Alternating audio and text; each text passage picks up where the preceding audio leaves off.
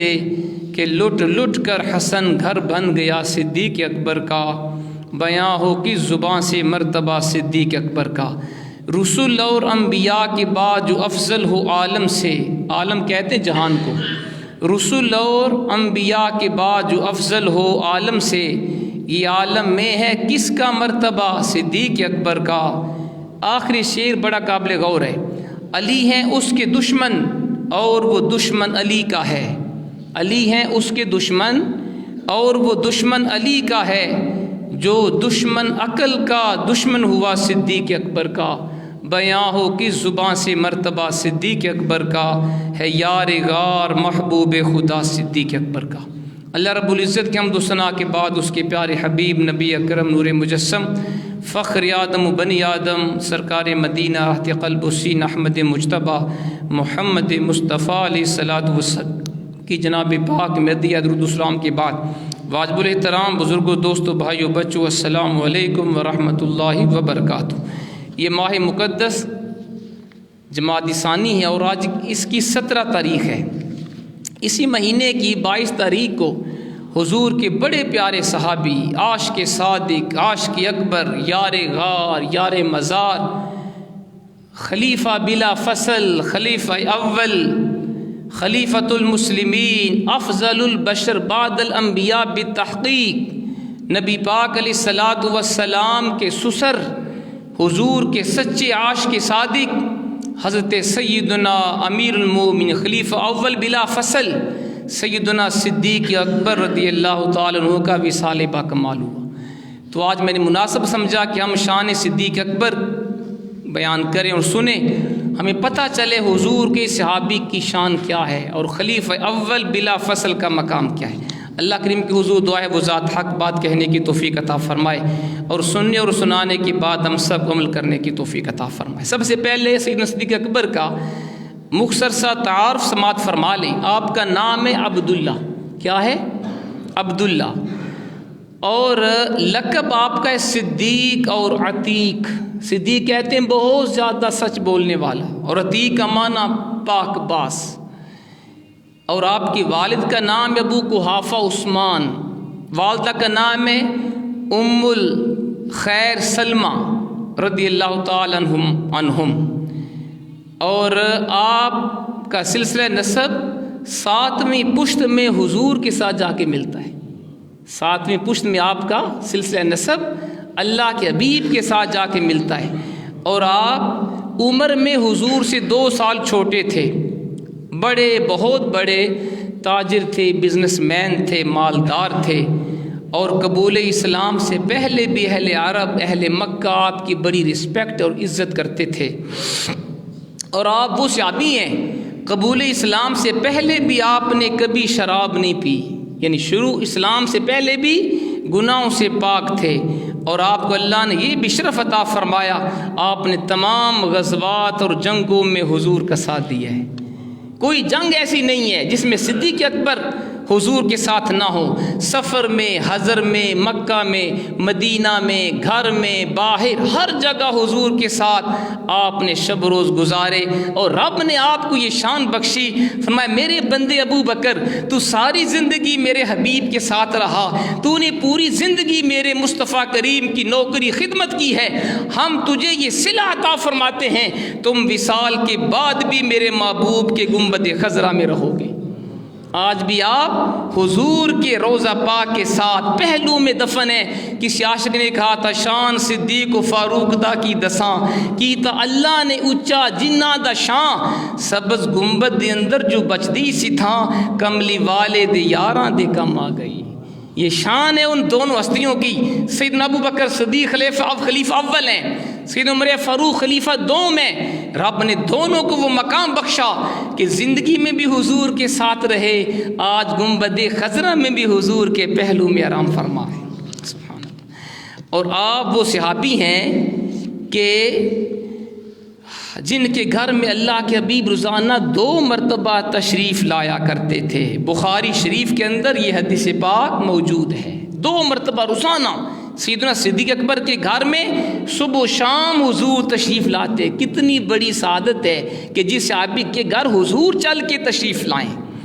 اور پھر حضور نے فرمایا، یہ حدیث بڑی قابل غور ہے جی، مشکات کے اندر حدیث، آپ نے فرمایا ان امن الناس علی فی صحبتی و مال ابو بکر، فرمایا لوگوں میں سب سے زیادہ اپنی صحبت اور اپنے مال کے ساتھ ابو بکر نے مجھے فائدہ پہنچایا۔ سب سے زیادہ جس ہستی نے مال قربان کیا راہ خدا میں، اور سب سے زیادہ جس نے میرا ساتھ دیا، حضور نے فرمایا وہ ابو بکر صدیق ہیں۔ اور اگلا حضور کا ارشاد اور بھی قابل غور ہے، آپ نے فرمایا جس نے بھی ہم پہ احسان کیا دنیا میں، ہم نے بدلہ دے دیا دنیا کے اندر، سوائے ابو بکر کے۔ ابو بکر کے اسلام پہ اتنے احسانات ہیں، فرمایا ابو بکر کا بدلہ میں نے دنیا میں نہیں چکایا، ابو بکر کے احسانات کا بدلہ میرا رب کریم قیامت میں چکائے گا۔ کیا شان ہے سیدنا صدیق اکبر کی کہ دنیا میں جس نے حضور کی ذات پہ احسان کیا بدلہ دے دیا۔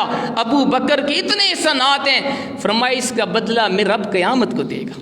سبحان اللہ۔ اور پھر جب حضور سے پوچھا گیا، صحیح بخاری کے اندر یہ حدیث پاک ہے، حضور سے پوچھا گیا کہ حضور آپ کو مردوں میں سب سے زیادہ محبوب کون ہے؟ فرمایا ابو بکر، ابو بکر۔ ٹھیک ہے جی، یہ حضور نے ان کو یہ مقام دیا ہے۔ باتیں بڑی ہیں، ہمارا وقت شارٹ ہے۔ آج میں نے زیادہ کوشش یہ کرنی ہے کہ ہم ابو بکر صدیق رضی اللہ تعالی عنہ کے فضائل پڑھیں، خاص طور پہ کہ انبیاء کے بعد سب سے اعلیٰ ہستی کون ہے، اور پھر خلفائے راشدین میں سب سے افضل کون ہے۔ کیونکہ بڑے افسوس کی بات ہے، آج اہل سنت و جماعت کے اندر بھی بعض علماء، بعض مشائخ ایسے ہیں جو عقیدہ اہل سنت سے اپنا رخ پھیرے ہوئے ہیں، جو دوسرے بعض مخصوص فرقے کی بولی بولتے ہیں، اور وہ کہتے ہیں کہ خلیفہ حضرت علی المرتضیٰ روحانی طور پہ خلیفہ اول ہیں، اور حضرت ابو بکر صدیق سیاسی طور پہ خلیفہ اول ہیں۔ یہ ان کا کنسیپٹ درست نہیں ہے۔ تو میں نے چاہا قرآن و حدیث کی روشنی میں ہم یہ دیکھیں کہ روحانی اور جسمانی اور سیاسی ہر طریقے سے افضل کون ہے، اس کے اوپر آپ نے خاص طور پہ توجہ فرمانی ہے۔ سب سے پہلے سنیے کہ حدیث پاک میں آتا ہے، سنن ابی داؤد، سنن ترمذی، سیاستہ کی دونوں کتابیں، حدیث پاک ہے کہ اللہ کے حبیب نے 10 صحابہ کو دنیا میں جنتی ہونے کی ضمانت دی ہے، جن کو عشرہ مبشرہ کہا جاتا ہے۔ ان کے نام لے کے حضور نے فرمایا، سب سے پہلے حضور نے صدیق اکبر کا نام لیا، ابو بکر فی الجنہ، عمر فی الجنہ، عثمان فی الجنہ، علی فی الجنہ، طلحہ بن زبیر فی الجنہ، سعید بن عاص فی الجنہ، عبداللہ بن زبیر فی الجنہ، عبد الرحمن بن عوف فی الجنہ، ابو عبیدہ فی الجنہ۔ 10 صحابہ کے نام لے کے بتایا یہ میرے 10 صحابہ جنتی ہیں، اور سب سے پہلے حضور نے صدیق اکبر کا نام لیا ہے۔ اب جو بدبخت ان کو معاذ اللہ جنتی نہیں مانتے، ایسے بدبخت بھی ہیں جو آن ایئر ٹی وی کے اوپر آ کے ان کی شان میں بکواس کرتے ہیں، اور ایسے بدبخت بھی ہیں جو ممبر رسول پر بیٹھ کر عوام الناس کے سامنے یہ بھی کہا گیا، ان ابو بکر صدیق کی طرف معاذ اللہ کفر کی نسبت کی گئی۔ کتنا بڑا ظلم ہے، کتنی بڑی جہالت ہے۔ وہ ذاکر بھی جاہل ہے، اسے سننے والے بھی جاہل تھے۔ ارے تمہیں خبر ہی نہیں ہے صدیق اکبر کی شان کیا ہے؟ حضور سے پوچھئے نا، حضور سے پوچھئے۔ آپ نے جن 10 صحابہ کا نام لیا، جنتی ہونے کی ضمانت دی، پہلا نام ابو بکر صدیق کا لیا ہے۔ سبحان اللہ۔ اور سنیے، اب ہم چند ایک آیات پڑھیں گے جن سے واضح ہوگا کہ ابو بکر صدیق کی شان میں قرآن پاک کی کئی آیات نازل ہوئی ہیں، ایک دو نہیں، کئی آیات، جن میں سے چند ایک میں نے عرض کرنی ہے۔ پہلی آیت سورۃ النور، آیت نمبر 22، فرمایا اللہ کریم نے وَلَا يَأْتَلِ الْفَضْلِ مِنْكُمْ وَالسَّعَةِ، فرمایا کہ صاحب فضیلت والا اور صاحب وسعت والا وہ اپنی فضیلت کو روکے نہ۔ علماء نے لکھا اس آیت میں صاحب فضل اور صاحب وسعت سے مراد ابو بکر صدیق ہیں۔ تو اللہ نے قرآن میں ابو بکر صدیق کو صاحب فضل فرمایا اور وسعت والا فرمایا۔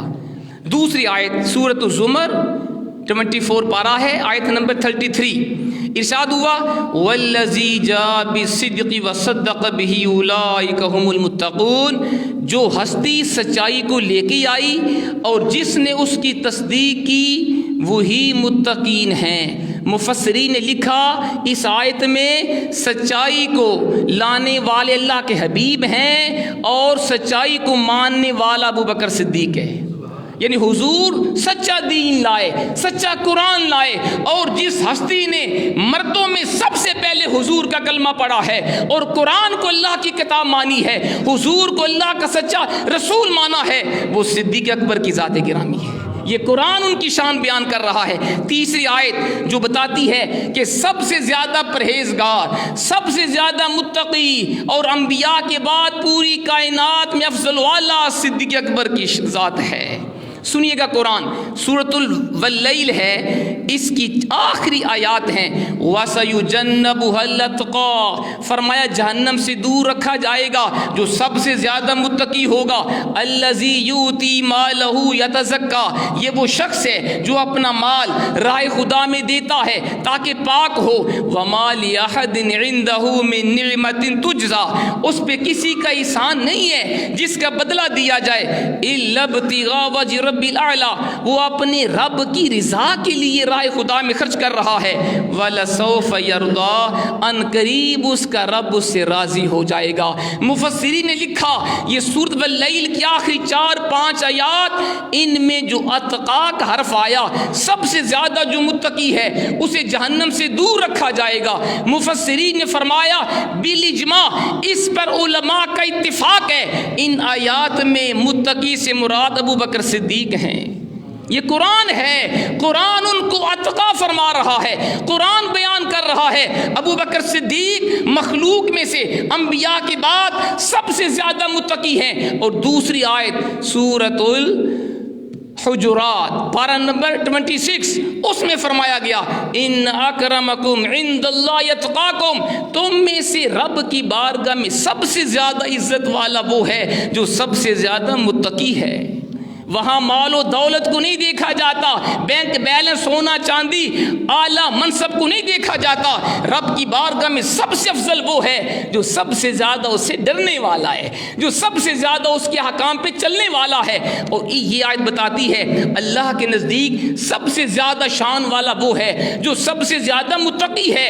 اور سورۃ اللیل بتاتی ہے وَسَيُجَنَّبُهَا الْأَتْقَى، جہنم سے اسے دور رکھا جائے گا جو سب سے زیادہ متقی ہے۔ مفسرین نے لکھا سب سے زیادہ متقی ابو بکر صدیق ہیں۔ اس پر اجماع ہے، اس پر کنسنسس ہے، اس پر اتفاق ہے، تو کس کو حق پہنچتا ہے وہ اس ذات کے بارے میں گستاخانہ بات کرے؟ وہ کتنے بدبخت لوگ ہیں جو سیدنا صدیق اکبر کی طرف کفر کی نسبت کرتے ہیں، ان کے جنتی ہونے میں شک کرتے ہیں، اور جو کہتے ہیں خلیفہ اول بلا فصل علی ہیں، ابو بکر خلیفہ غاصب تھے، عمر فاروق خلیفہ غاصب ہیں، عثمان خلیفہ غاصب ہیں، وہ جاہل ہیں، قرآن و حدیث سے واقف نہیں ہیں۔ قرآن و حدیث بتا رہا ہے انبیاء کے بعد پوری کائنات میں جو سب سے افضل ہستی ہے سیدنا صدیق اکبر کی ذات ہے۔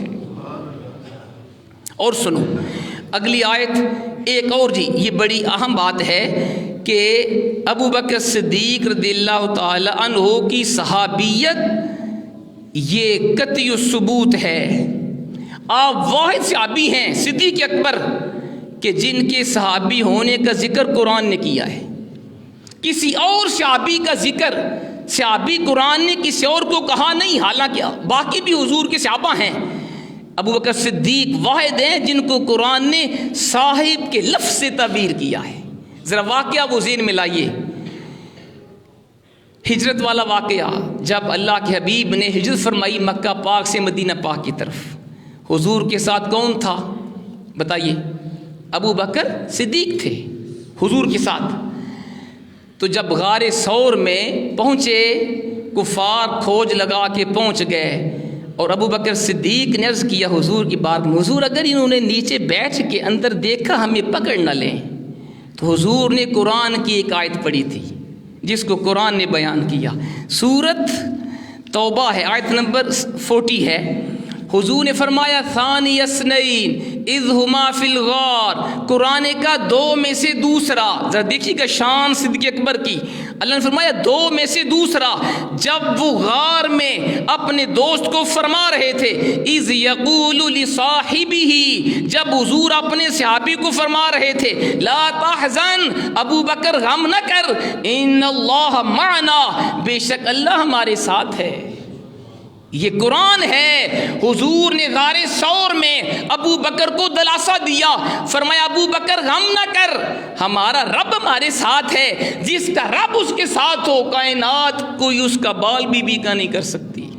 اب اس آیت میں حضور نے ابو بکر صدیق کو اپنا صحابی کہا ہے، تو آپ کا صحابی ہونا نص قطعی سے ثابت ہے۔ جو قرآن کے ایک حرف کا انکار کرے دائرہ اسلام سے خارج ہے، اور وہ بندہ جس نے سب کے سامنے یہ گستاخی کی اور ابو بکر صدیق کو کافر کہا ذاکر نے، وہ بھی کافر، جو لوگ وہاں بیٹھے تھے جنہوں نے سنا وہ بھی کافر ہو گئے جنہوں نے آواز بلند نہیں کی، کیونکہ قرآن ابو بکر صدیق کی صحابیت کو قطعی دلیل سے ثابت کر رہا ہے۔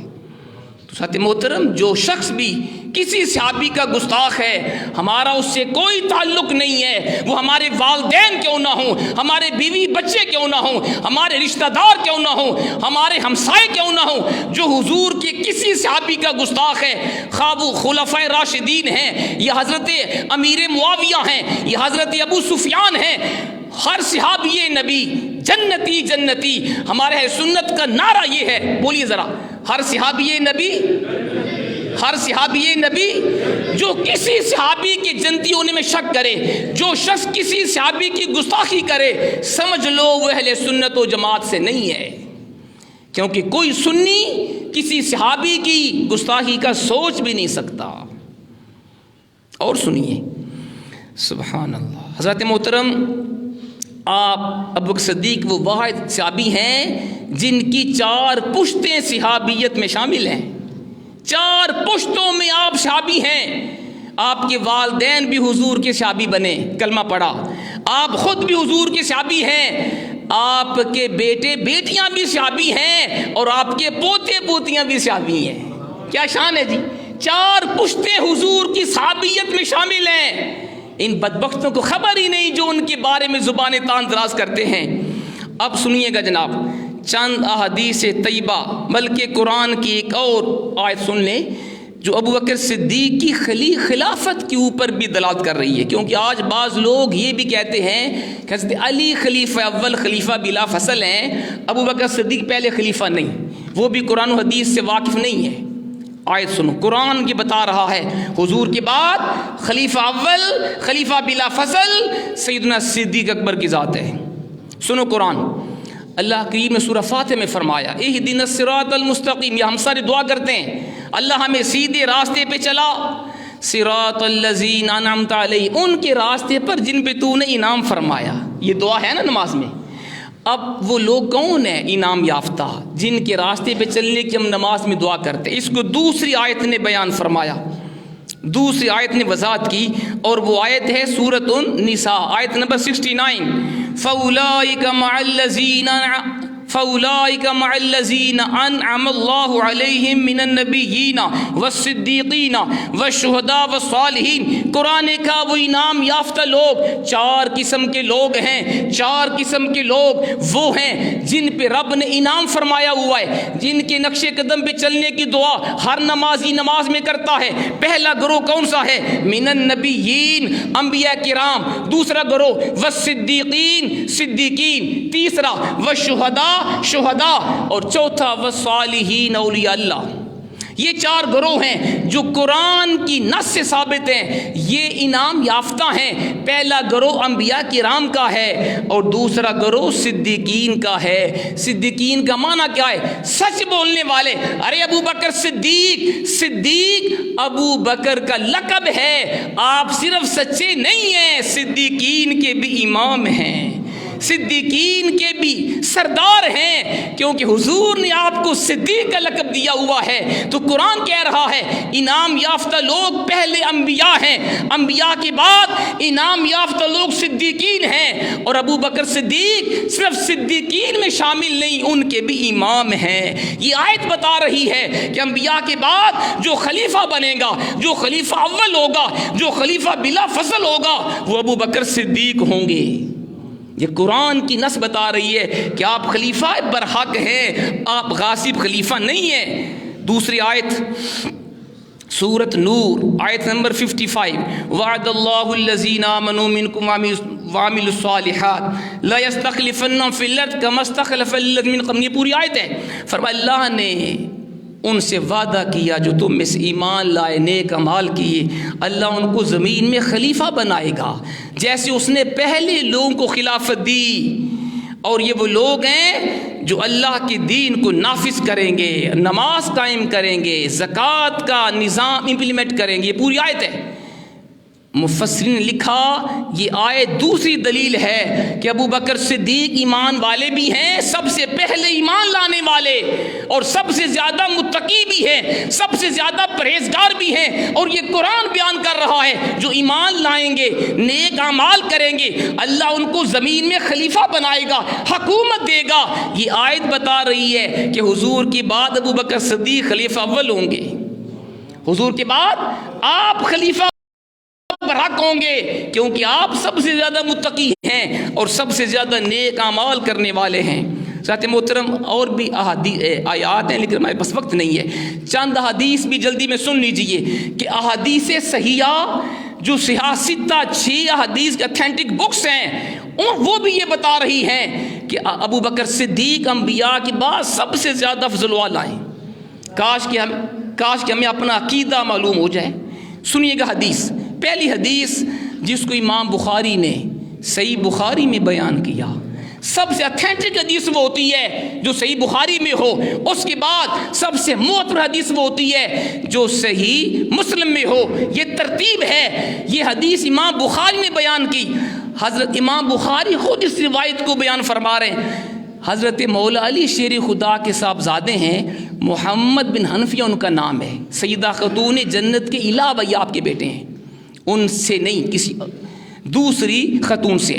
آپ نے روایت کیا، فرماتے ہیں کہ میں نے اپنے والد حضرت علی المرتضیٰ شیر خدا سے عرض کیا کہ مجھے بتائیں نا میرے ابا جان، حضور کے بعد سب سے افضل کون ہے؟ یہ ایک حدیث بندہ اگر بخاری کی حدیث صحیح پڑھ لینا تو یہ جھگڑے سارے ختم ہو جائیں۔ یہ جو آپ جھگڑا کرتے ہیں کہ حضرت علی خلیفہ اول بلا فصل ہے، وہ یہ حدیث کیوں نہیں پڑھتے؟ محمد بن حنفیہ مولا علی شیر خدا کے بیٹے نے آپ سے پوچھا، ابا یہ بتائیں مجھے حضور کے بعد سب سے افضل کون ہے؟ سیدنا شیر خدا نے خود فرمایا، صحیح بخاری کی حدیث پیش کر رہا ہوں، فرمایا ابو بکر حضور کے بعد سب سے افضل، بولیے کون ہے؟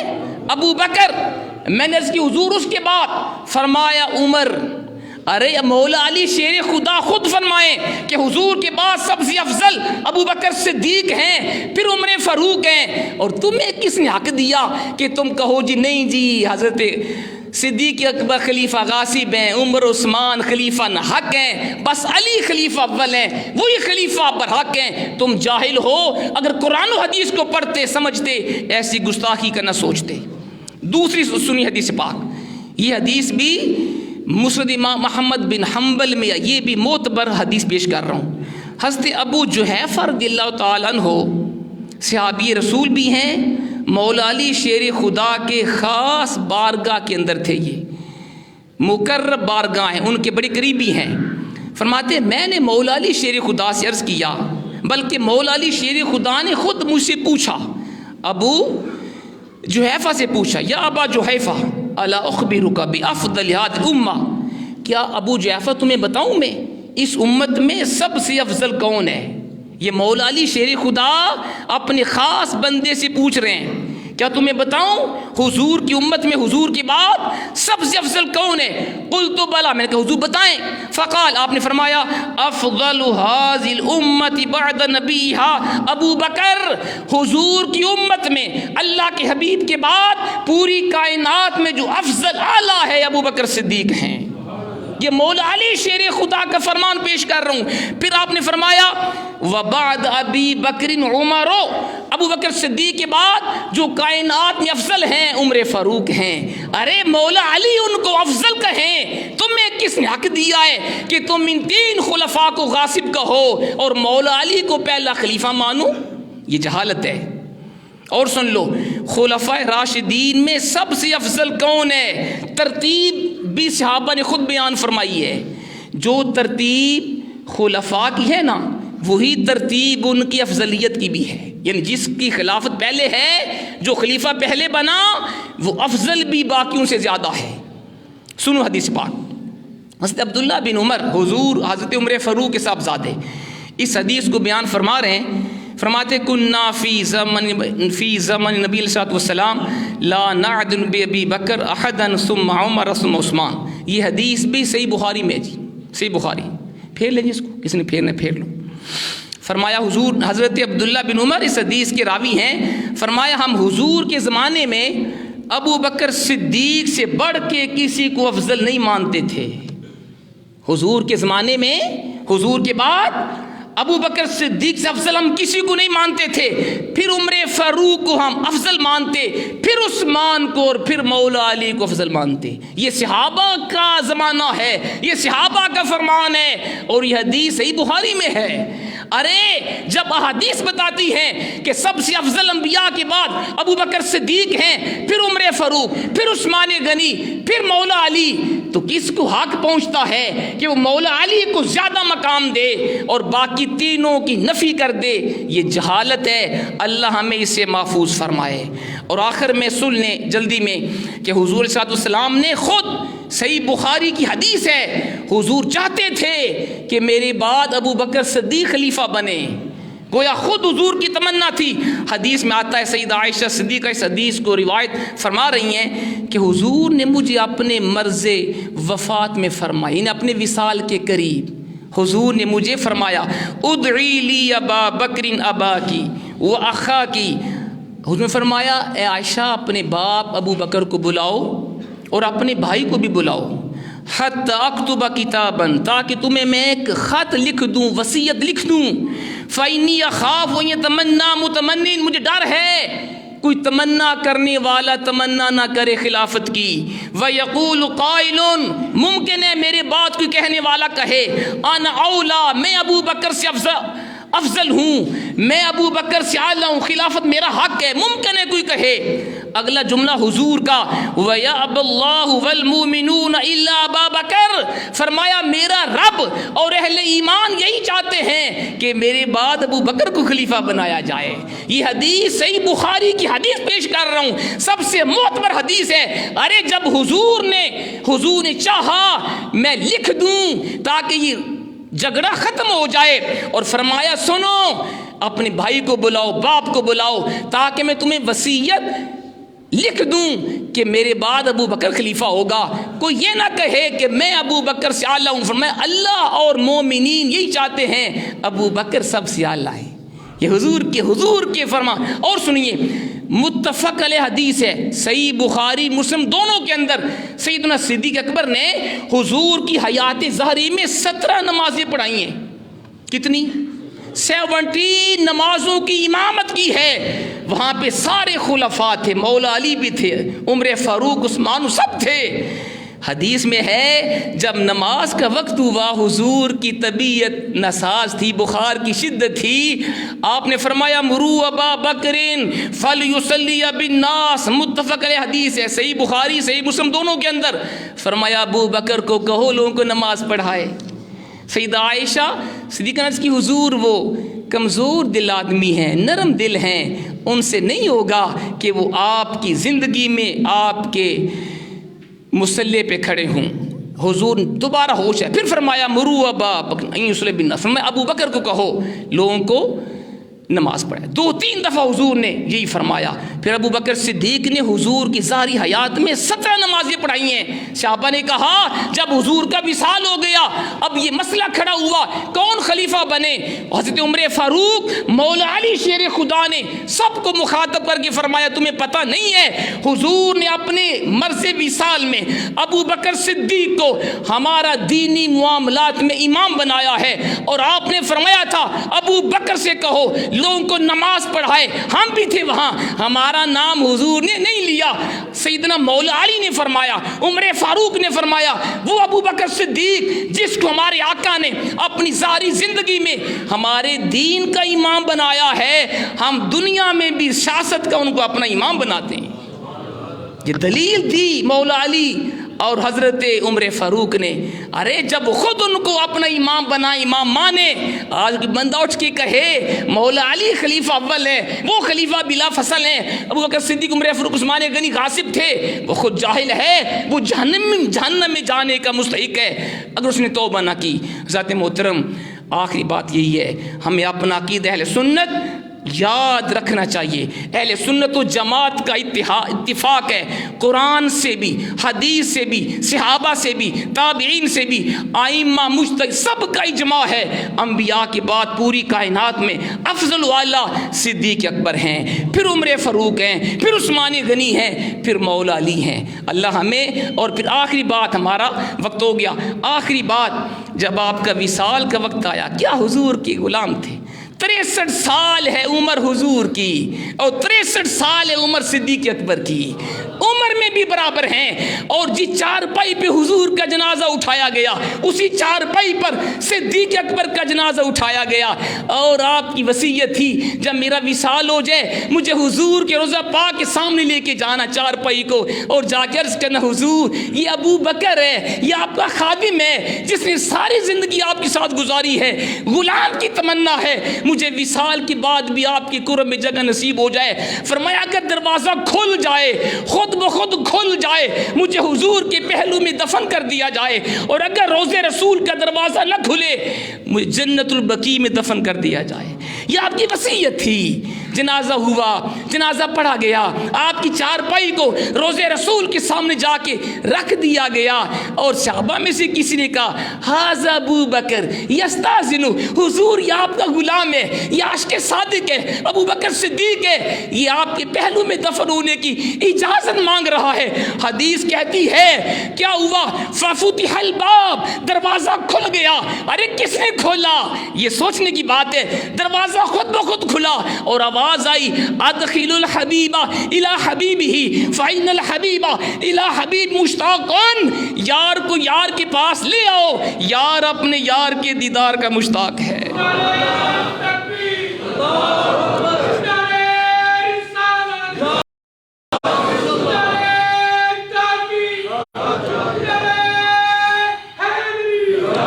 یار کو اپنے یار کے پاس لے آؤ, یار اپنے یار کے دیدار کا مشتاق. یہ شان ہے صدیق اکبر کی, شان صدیق و فاروق دا کی دساں کی اللہ نے جنہ دا اچا نشان. سبز گنبد دے اندر جو بچدی سی تھا کملی والے دے یاراں دے کم آ گئی.